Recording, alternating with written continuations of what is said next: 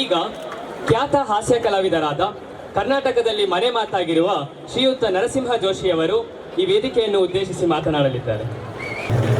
ಎಲ್ಲರಿಗೂ ಕನ್ನಡ ರಾಜ್ಯೋತ್ಸವದ ಶುಭಾಶಯಗಳು. ನಾನೇನು ಹೇಳೋದು ದೊಡ್ಡದಲ್ರಿ. ನಮ್ಮ ದುಬೈ ಹುಡುಗ ಹೇಳಿದ್ನಲ್ಲ ಅದು ಭಾಳ. ನಮ್ಮ ಅಣ್ಣಾಮಲೈ ಸರ್ ಅವರು ಅದ್ಭುತವಾಗಿ ಮಾತಾಡಿದ್ರು. ದುಬೈಯಲ್ಲಿ ಹುಟ್ಟಿದ ಹುಡುಗ ಎಲ್ಲ ಹೇಳಿ ನಮ್ಮ ಧಾರವಾಡ ಪೇಡೆ ಇಷ್ಟ ಆಗ್ಯದಂದ. ಪುಣ್ಯಾತ್ಮ ಧಾರವಾಡದವಾಗ ದುಬೈದವರು ಧಾರವಾಡ ಪೇಡೆ ತಿನ್ನಿಸಿದವ ಯಾರು ಪುಣ್ಯಾತ್ಮ ಹೋಗಿ ಗೊತ್ತಾಗಬೇಕಾಯ್ತು. ನಾವು ಎಷ್ಟು ಟೇಸ್ಟ್ ಹೆಚ್ಚ ನೋಡ್ರಿ ಅವಾಗ. ಇರಲಿ, ಆ ಒಂದು ಅಭಿಮಾನ ಭಾಳ ದೊಡ್ಡದು, ಭಾಳ ಸಂತೋಷ. MS ರಾಮಯ್ಯ ಕಾಲೇಜ್ ಎಷ್ಟು ತಾಂತ್ರಿಕ ಕಾಲೇಜ್, ಎಷ್ಟು ಗ್ರೇಟ್ ಅನ್ನೋದು ನನಗೆ ಗೊತ್ತಾಗಿದ್ದು ಇವತ್ತಲ್ಲ. ನನ್ನ 2 ಮಕ್ಕಳಿಗೆ ಇಲ್ಲಿ ಸೀಟ್ ಸಿಗಲಿಲ್ಲ, ಅವಾಗ ಗೊತ್ತಾಯ್ತು.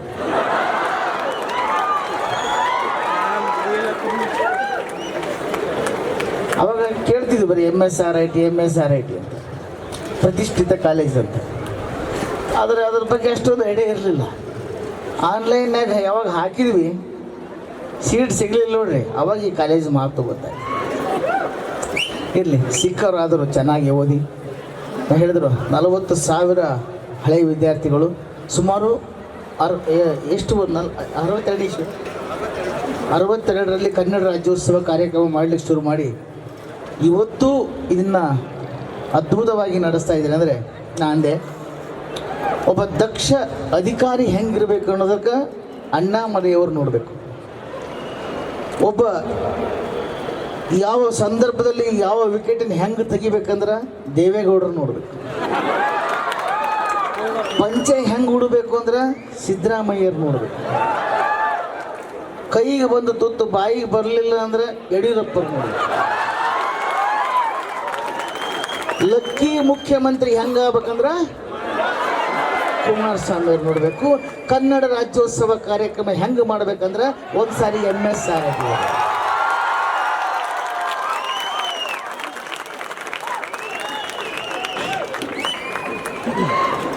ನಾವು ನೋಡ್ರಿ ಸ್ವಲ್ಪ ಇದು ಮಾನಿಟರ್ ಸ್ವಲ್ಪ ಜಾಸ್ತಿ ಮಾಡಿಸ್ತಾರೆ. Hello, right. ಇಲ್ಲಿ ಹೆಂಗಿದೆ ಅಂದರೆ ಭಕ್ತಿ, ಯಾವುದಕ್ಕೂ ಭಕ್ತಿ ಸೇರಿಸಿದಾಗ ಅದನ್ನು ನಾವು ತಲೆಬಾಗಬೇಕಾಗ್ತದೆ. ನಾವು ಸುಮ್ಮನೆ ಊಟ ಮಾಡ್ತೀವಿ, ಊಟ ಮಾಡಿದ್ರೆ ಅನ್ನ, ಅದಕ್ಕೆ ಭಕ್ತಿ ಬೆರೆಸಿದರೆ ಪ್ರಸಾದ. ಸುಮ್ಮನೆ ಕುಡಿತೀವಿ ನೀರು, ಅದಕ್ಕೆ ಭಕ್ತಿ ಬೆರೆಸಿದರೆ ತೀರ್ಥ. ಸುಮ್ಮನೆ ವಾಕಿಂಗ್ ಮಾಡ್ತೀವಿ, ವಾಕಿಂಗ್ ಆಗ್ತೀವಿ ನಡೆದ್ರೆ, ಅದಕ್ಕೆ ಭಕ್ತಿ ಬೆರೆಸಿದರೆ ಪಾದಯಾತ್ರೆ. ಸುಮ್ಮನೆ ಹೋದರೆ ಬಸ್ಸಲ್ಲಿ ಪ್ರಯಾಣ, ಅದಕ್ಕೆ ಭಕ್ತಿ ಬೆರೆಸಿದರೆ ತೀರ್ಥಯಾತ್ರೆ. ಸುಮ್ಮನೆ ಹಾಡ್ತೀವಿ, ಹಾಡು, ಭಕ್ತಿ ಬೆರೆಸಿದರೆ ಭಜನೆ. ಸುಮ್ಮನೆ ಮಾತಾಡ್ತೀವಿ, ಮಾತು, ಭಕ್ತಿ ಬೆರೆಸಿದರೆ ಆಶೀರ್ವಚನ. ಸುಮ್ಮನೆ ಜನಗಳು ಸೇರಿದರೆ ಜನಸ್ತೋಮ, ಅದಕ್ಕೆ ಭಕ್ತಿ ಬೆರೆಸಿ ಜನಸ್ತೋಮ ಸೇರಿದಾಗ ಅದು ಕನ್ನಡಮ್ಮನ ಜಾತ್ರೆ ಆಗ್ತದೆ, ಒಂದು ಕನ್ನಡದ ಪೂಜೆ ಆಗ್ತದೆ. ಇಂತಹ ಕನ್ನಡ ರಾಜ್ಯೋತ್ಸವದ ಕಾರ್ಯಕ್ರಮದಲ್ಲಿ ಭಾಗವಹಿಸಿರ್ತಕ್ಕಂಥ ಈ ಕಾಲೇಜಿನ ವಿದ್ಯಾರ್ಥಿ, ನಮ್ಮ ಗುರುವೃಂದವೇ ಹಾಗೂ ನನ್ನ ಸಹೋದರಿಯರೇ ಮತ್ತು ಅವರಿಗೆ ಸಂಬಂಧಪಟ್ಟ ಅವರ ಅಣ್ಣಂದಿರೇ, ಯಾಕೆ ಶಬ್ದ ಸರಿಯಾಗಲಿಲ್ಲ ಅನ್ನಿಸ್ತಲ್ಲ? ಎಲ್ಲ ಒಂದು ಕಾಲೇಜಲ್ಲಿ ಇದ್ಮೇಲೆ ನಾವೆಲ್ಲ ಅಣ್ಣ ತಂಗಿ ಆಗಿರ್ಬೇಕು ನೋಡ್ರಿ. ಕಾರ್ಯಕ್ರಮಕ್ಕೆ ಹಾಸ್ಯಕ್ಕೆ ವಸ್ತು ಇಂತಿದೆ ಅಂತಲ್ಲ, ದಿನನಿತ್ಯ ಜೀವನಗಳಲ್ಲಿ ನಾವು ಹಾಸ್ಯವನ್ನು ಕಾಣ್ತೀವಿ. ನನ್ನನ್ನು ಇಲ್ಲಿ ಕರೆಸಿದವರು MS ರಾಮಯ್ಯ ಕಾಲೇಜನ್ನು ನಾವು ಹೊರಗಡೆಯಿಂದ ನೋಡ್ತಾ ಇದ್ವಿ. ಒಳಗಡೆ ಒಂದು ಕಾರ್ಯಕ್ರಮ ಕೊಡಲಿಕ್ಕೆ ನನ್ನ ಗಂಗಾವತಿ, ನನ್ನ ನೆರೆ ಮನೆ, ನನ್ನ ಪಕ್ಕದವರು, ನನ್ನ ಸಹೋದರರಾಗಿರ್ತಕ್ಕಂಥ ದರೋಜಿ ರಂಗಣ್ಣವರು, ಅವರ ಪುತ್ರ ವಿನಾಯಕ್. ವಿನಾಯಕ್ ಇದ್ರಿ.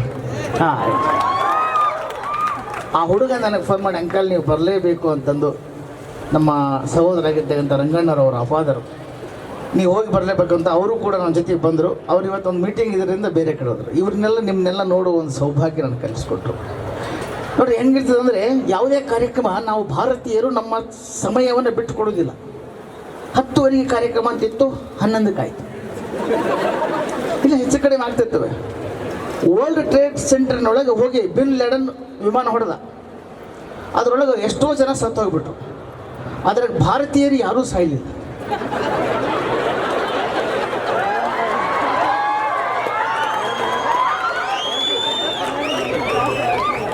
ನಮಗೆ ಗೊತ್ತು ನಮ್ಮ ಟೈಮ್ ಹೆಂಗಂತ. ನಾವು ಏನಂತೂ ಒಳ್ಳೆ ಹೋಗಿ ನೋಡೋಕಲ್ಕ ಅವು ಬಿಲ್ಡಿಂಗ್ ಬಿದ್ದುಬಿಟ್ಟಿದ್ವು. ಇಲ್ಲೇ ಇತ್ತಲ್ಲ ಹುಡುಕಾಡ್ದವ. ಇಲ್ಲ, ನಾನು ಉತ್ತರ ಕರ್ನಾಟಕ ಭಾಷೆ ಆಗ್ತದೆ, ಎಲ್ಲರಿಗೂ ತೊಂದರೆ ಇಲ್ಲಲ್ಲ. ನಮ್ಮ ಮಂದಿ ಫುಲ್ ಅದ ಹಂಗಂದ್ರೆ ಏನ್ರಿ. ಹಾಗಾಗಿ ಅವರು ಮನೆಗೆ ಹೋದ, ಹೆಂಡತಿ ಕೇಳಿದ್ಲು, ಯಾಕ್ರಿ ಹೊಳ್ಳಿ ಬಂದ್ರಲ್ಲ? ನಾವು ನಮ್ದು ಇಲ್ಲೇ ಎಲ್ಲೇ ಬಿಲ್ಡಿಂಗ್ ಇತ್ತು ಕಾಣವಲ್ತದ, ಬಿದ್ದು ಬಿಟ್ಟೈತಂದು. ಮತ್ತು ನೀವೆಲ್ಲಿ ಹೋಗಿದ್ದೆ? ನಾನು ಸಿಗರೇಟ್ ಸೇದಬೇಕಂತ ಹೊರಗೆ ಹೋಗಿದ್ದೆ. ಹೇಳಿದ್ದೆ ಅಂದ್ರೆ, ಯವ್ವ ಸಿಗರೇಟ ಇವತ್ತು ನನ್ನ ಮಾಂಗಲ್ಯ ಉಳಿಸ್ತಂದು. ನೀನು ಸಿಗರೇಟ್ ಸೇರ್ಲಾರ್ದ ವರ್ಲ್ಡ್ ಟ್ರೇಡ್ ಸೆಂಟರ್ನೇ ಒಳಗೆ ಹೋಗಿದ್ದೆ, ನೀನು ಸತ್ತು ಹೋಗ್ಬಿಡ್ತಿದ್ದಿ. ಯಪ್ಪ ದೇವ್ರೆ, ನನ್ನ ಗಂಡಿಗೆ ಎಂಥ ಟೈಮಿಗೆ ಸಿಗರೇಟ್ ಸೇಡೋಕೆ ಬುದ್ಧಿ ಕೊಟ್ಟಿನಿ. ಅವ ಸಿಗರೇಟ್ ಸೇದಿದ್ರೆ ನನ್ನ ಮಾಂಗಲ್ಯ ಉಳಿತು ಅಂದು. 10 ನಿಮಿಷ ಆದ ತಕ್ಷಣ ಕೆಳಗಡೆ ಒಂದು ಲೈನ್ ಬಂತು, ಆ ಬಿಲ್ಡಿಂಗ್ನಲ್ಲಿ ಯಾರ್ಯಾರು ಸತ್ತು ಹೋಗಿದ್ದಾರೆ ಅವ್ರ ಕುಟುಂಬಕ್ಕೆ 25 ಲಕ್ಷ ಕೊಡ್ತಾರೆ. ಹೇಳ್ತೆ ಟರ್ನ್ ಅಂದು, ನಿನ್ನ ಹೆಣ ಎತ್ತಲಿ, ಸಿಗರೇಟ್ ಸೇದ ಬೇಡಕ್ಕೆ ಎಷ್ಟು ಸಾರಿ ಹೇಳ್ಬೇಕಲ್ಲ.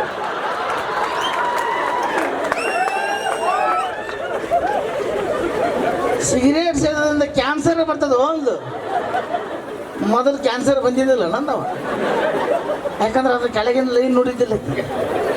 ಹಿಂಗೆ ಎಲ್ಲ ಕಡೆಯೂ ನಾವು ದಿನನಿತ್ಯ ಜೀವನಗಳಲ್ಲಿ ಹಾಸ್ಯಗಳನ್ನು ಕಾಣ್ತೀವಿ.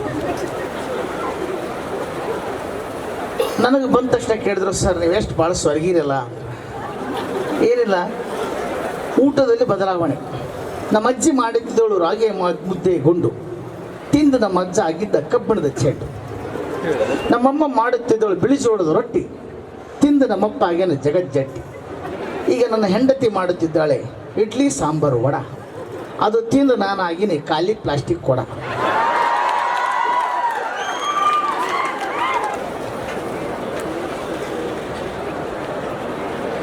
ಇದು ಹೆವಿ ಗಾಡಿ, ಡೀಸೆಲ್ ಜಾಸ್ತಿ, ಮೈಲೇಜ್ ಕಮ್ಮಿ.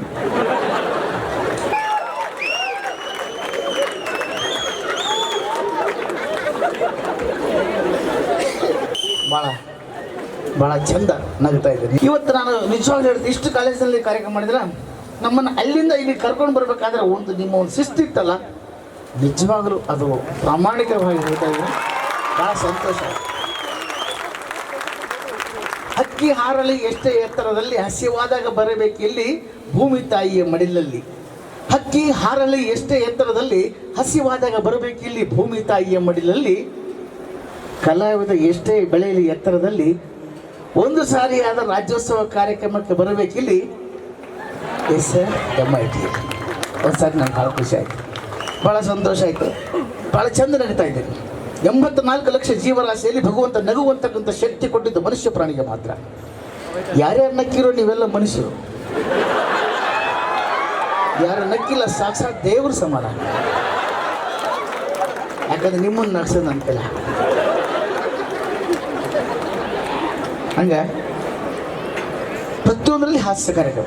ನನ್ನ ಪರಿಚಯ ಭಾಳ ಚಂದ ಮಾಡಿಕೊಟ್ರು ಮೇಡಮ್. ಯಾರು ಇಲ್ಲ ಬಿಡ್ರಿ ಆ ಎಮ್ಮ ಭಾಳ ಚೆನ್ನಾಗಿ ನಿರೂಪಣೆ ಮಾಡಿಕೊಟ್ರು. ನಾನು ರಾಯಚೂರು ಹತ್ರ ಒಂದು ಕಾರ್ಯಕ್ರಮ ಹೋಗಿದ್ದೆ. ನಾನು ಯಾರು ಅಂತ ಅವ್ರಿಗೆ ಗೊತ್ತಿಲ್ಲ, ಅವ್ರು ಯಾರು ಅಂತ ನನಗೆ ಗೊತ್ತಿಲ್ಲ. ನನ್ನ ಬಗ್ಗೆ 15 ನಿಮಿಷ ಪರಿಚಯ ಮಾಡಿದರು. ಕೆಲವೊಂದು ನನಗೆ ಗೊತ್ತಿರಲಾರ್ದು ಆ ಭಾಷಣದಲ್ಲಿ ನಾನು ತಿಳ್ಕೊಂಡೆ, ನನಗೆ ಗೊತ್ತಿದ್ದಿಲ್ಲ. ನಾನು ಹುಟ್ಟಿದ ಊರು ಎಲ್ಲೇ ಇತ್ತು ಅದರ ಬೇರೆ ಇತ್ತು. ನಾನು ಕರೆಕ್ಷನ್ ಮಾಡ್ಕೊಂಡು ಅದೇ ಇರ್ಬೋದು ಬಿಡು ಅಂದ್ಕೊಂಡೆ. ಯಾಕಂದ್ರೆ 15 ನಿಮಿಷ ನನ್ನ ಬಗ್ಗೆ ಅಷ್ಟು ತೊಗೊಂಡಿದ್ದೇನೆ ಅಂದರೆ ಅದು ಒಂದು ಕರೆಕ್ಟ್ ಇರ್ತದೆ. ಮತ್ತು ತಂದೆ ಹತ್ರ ಮತ್ತು ಕರೆಕ್ಟ್ ಇತ್ತು, ಅದಕ್ಕೆ ನೋಡೋ ಅದೊಂದು ಪ್ರಾಬ್ಲಮ್. 15 ನಿಮಿಷ ಪರಿಚಯ ಮಾಡಿ ಕೆಳಗಿಳಿದು ಹೊಂಟಿದ್ದ. ನಾನಂದೆ, 15 ನಿಮಿಷಗಳ ಕಾಲ ನಿಮ್ಮ ನಾಲಿಗೆ ಮೇಲೆ ಸರಸ್ವತಿ ಕುಣಿದು ಬಿಟ್ಟು, ಇದೆಲ್ಲ ಹೆಂಗೆ ಸಾಧ್ಯ, ಎಲ್ಲಿ ಕಲ್ತ್ರಿ ನೀವು ಅಂತ ಕೇಳಿದೆ. ಅವನು ಒಂದೇ ಮಾತು ಹೇಳಿದ, 20 ವರ್ಷಗಳಿಂದ ನಮ್ಮೂರಿಗೆ ಯಾವ ಸುಳೆ ಮಗನ ಬರಲಿ,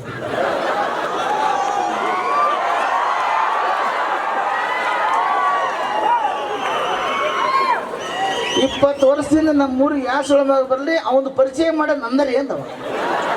ಅವನಿಗೆ ಬೇರೆ ಊರಲ್ಲಿ ಕೆಲಸನೇ ಇಲ್ಲ, ಯಾರೇ ಬರಲಿ ಹೆಸರು ಮಾತ್ರ ಚೇಂಜ್ ಮಾಡ್ತಾನೆ, ತಂದೆ ಹೆಸರು ಚೇಂಜ್ ಮಾಡ್ತಾನೆ. ಅದು ಒಂದು ಅವ್ರು ಓದಿರ್ತಕ್ಕಂಥ ಪುಣ್ಯ. ತಂದೆ ಹೆಸರು ಅದನ್ನೇ ಇಟ್ಬಿಟ್ನಂದ್ರೆ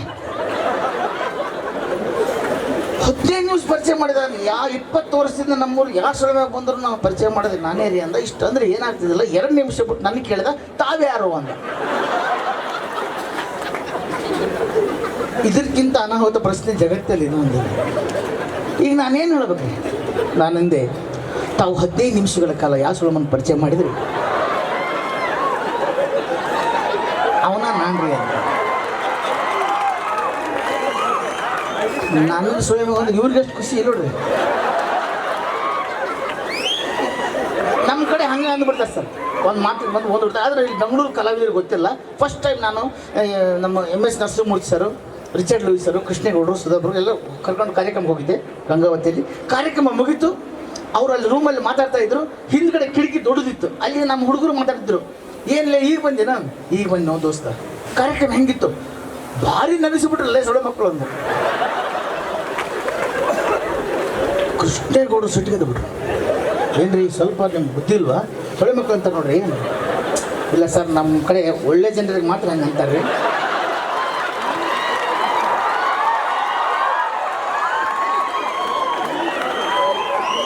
ಹಂಗಂದ್ರೆ ನೀವು ಭಾಳ ಅಗದಿ ಸುಪೀರಿಯರ್ ಮನುಷ್ಯ ಅಂತ ಹೋಗ್ಬೇಕ್ರಿ. ಹಂಗಂದ ಏನು ರೀ ಎದುರಿಗೆ ಅಂತಾರಲ್ಲ ಅಂತ ನಾನು ಬೈದವ್ರಿಗೆ. ಸೊಳ್ಳೆ ಮಕ್ಕಳು ಅಂತ ಅನ್ಬೇಡ್ರಲ್ಲ, ಸೊಳ್ಳೆ ಮಕ್ಕಳು ಅವ್ರು ಸಿಟ್ಟಾಗ್ಯಾರ ಅಂದೆ. ಅವ್ರಿಗಂದ್ರೆ ಈ ಸೊಳ್ಳೆ ನನಗೆ ಏನಾಯ್ತು ಅಂದರು. ಅವ್ರು ಯಾರಿಗೆ ಅಂತಿದ್ರು ನಾನು ಅನಿಸ್ಕೊಂಡೆ. ಕೆಲವೊಂದು ಘಟನೆಗಳು ಹಿಂಗೆ ಆಗ್ಬಿಡ್ತಾರೆ. ಈ ಇನ್ನೊಂದು ಘಟನೆ ಹೇಳ್ತೀನಿ. ಗಣೇಶ ಚತುರ್ಥಿ ಕಾರ್ಯಕ್ರಮ ಹೋಗಿರ್ತೀವಿ. ಗಣೇಶ್ ಪೆಂಡಲ್ ಇಲ್ಲಿರ್ತದೆ ರೀ, ಕಾರ್ಯಕ್ರಮ ಮಾಡೋದು. ಗಣೇಶನ ಅಲ್ಲಿ ದೂರ ಗುಡಿಸಿರ್ತಾರೆ. ನಾನು ದೇವಸ್ಥಾನಕ್ಕೆ ದರ್ಶನ ಮಾಡ್ಕೊಂಡು ಬರ್ರಿ ಅಂತ ಕರ್ಕೊಂಡು ಹೋದರು. ನಾನು ದೇವಸ್ಥಾನಕ್ಕೆ ದರ್ಶನಕ್ಕೆ ಅಂತ ಹೋದೆ. ಅಲ್ಲಿ ಕೆಳಗಡೆ ಚಪ್ಪಲಿ ಬಿಟ್ಟಿದೆ. ನಾನು ದರ್ಶನ ಮಾಡ್ಕೊಂಡು ಬರೋದ್ರೊಳಗೆ ನನ್ನ ಮೇಲೆ ಯಾರೋ ಭಾಳ ಪ್ರೀತಿ ಇತ್ತು. ಚಪ್ಪಲಿ ತೊಗೊಂಡು ಹೋಗ್ಬಿಟ್ರು. ನನಗೂ ಭಾಳ ಬೇಜಾರಾಯಿತು. ನನಗೆ ಹೊಸ ಚಪ್ಪಲಿ ಅವತ್ತು ತೊಗೊಂಡಿದ್ದೀನಿ. ಬಂದು ಕೂತ್ಕೊಂಡೆ. ಆರ್ಗನೈಸರ್ ಬಂದರು. ಸರ್ ಈಗ ನಿಮ್ಮದೇ ಇದು ಮಾತಾಡಿದ್ದೀನಿ. ಸರ್ ಏನು ಮಾತಾಡೋಗ್ಬಿಡಿ ಸರ್. ಯಾಕೆ? ನಾನು ಚಪ್ಪಲಿ ಕಳೆದ್ಬಿಟ್ಟು ಸರ್ ಮಾತಾಡೋಕ್ಕೆ ಮೂಡಿಲ್ಲ. ಆರ್ಗನೈಸರ್ ಇಷ್ಟು ಚಂದ ಮಾತಾಡಿದಂದರೆ ಏನು ಸರ್ ಅಂದರೆ, ನಮ್ಮ ಚಪ್ಪಲಿ ಕಳೆದೋಗಿದ್ದೇವೆ ಸರ್, ಮಾತಾಡೋಕ್ಕೆ ಮೂಡ್ ಬರ್ತಾ ಇಲ್ಲ. ಸರ್ ಬಿಡ್ರಿ, ನೀವು ಮಾತಾಡೋಕ್ಕೆ ಶುರು ಮಾಡಿರಿ.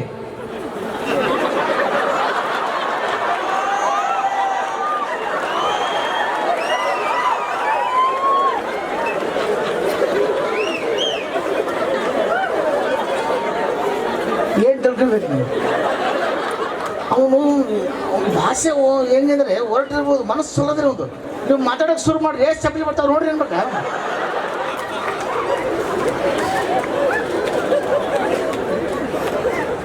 ಈ ಎಲ್ಲ ಧಾರವಾಡ ಹುಚ್ಚ ಆಸ್ಪತ್ರೆಯಿಂದ ಫೋನ್ ಬಂತು. ನೀವೆಲ್ಲರೂ ನಗಿಸ್ತೀರಲ್ಲ, ಹುಚ್ಚ ಆಸ್ಪತ್ರೆಗೆ ಬಂದು ಹುಚ್ಚರು ನಗಿಸ್ರಿ ಅಂತ. ಹುಚ್ಚರು ನಗಿಸೋಕೆ ಆಗಲ್ಲ ಸರ್, ಒಂದು ಪ್ರಯತ್ನ ಮಾಡಿರಿ ಅಂತ ಮಾಡಿದೆ. ನಾನು ಎಲ್ಲ ಧ್ವನಿ ಮಾಡಿದೆ, ಹಾಡು ಹಾಡಿದೆ. ಅವು ಹುಚ್ಚ ಬಂದು ಎದ್ದು ನಿಂತು ಡಾಕ್ಟ್ರ್ ಕಿವಿಯಲ್ಲಿ ಏನು ಹೇಳಿದ. ನಾನು ಡಾಕ್ಟ್ರ್ ಏನಂದೇವೆ? ಪರವಾಗಿಲ್ಲ ಬಿಡಿ ಸರ್, ಮಾತಾಡ್ತೀನಿ. ಅವನು ಸುಮ್ಮನಿರಲ್ಲ. ಒಂದು 5 ನಿಮಿಷ ಬಿಟ್ಟು ತಿರುಗಿ ಬಂದ. ತಿರ್ಗಿ ಡಾಕ್ಟ್ರ್ ಕಿವಿಯಲ್ಲಿ ಮತ್ತೆ ಹೇಳಿದ. ಅವ್ನು ಏನಂತಾನೆ ಸರ್ ಡಾಕ್ಟ್ರು? ಏನಂತಾನೆ ಸರ್? ಹೋಗಲಿ ಬಿಡಿ ಸರ್, ಅವ್ರನ್ನೇನು ಕೇಳೋಕೆ ಹೋಗ್ಬೇಡಿ, ನೀವು ಸುಮ್ಮನೆ ಮಾತಾಡಿ. ತಿರ್ಗಿ ಇನ್ನೊಂದ್ಸರಿ ಬಂದ. ಡಾಕ್ಟ್ರು ಕಿವಿಯಲ್ಲಿ ಏನು ಹೇಳ್ದ. ನಾನು ಸುಮ್ಮನಿದ್ದಾಗತ್ತೆ. ಬಾರ ಇಲ್ಲಿ ಅಂದ. ನಿಂದು ಏನು ಸಮಸ್ಯೆ ಏನು ಹೇಳು? ಮೈಕ್ ಕೊಡು ಹೇಳ್ತೀನಿ ಅಂದ. ಆ ಮೈಕ್ ತೊಗೊಂಡು ಏನು ಅನ್ಬೇಕು? ನಿನ್ನಂಥವ್ರನ್ನೆಲ್ಲ ಹೊರಗಡೆ ಬಿಟ್ಟವ್ರೆ, ನನ್ನ ಮಾತ್ರ ಒಳಗಡೆ ಹಾಕಿರ.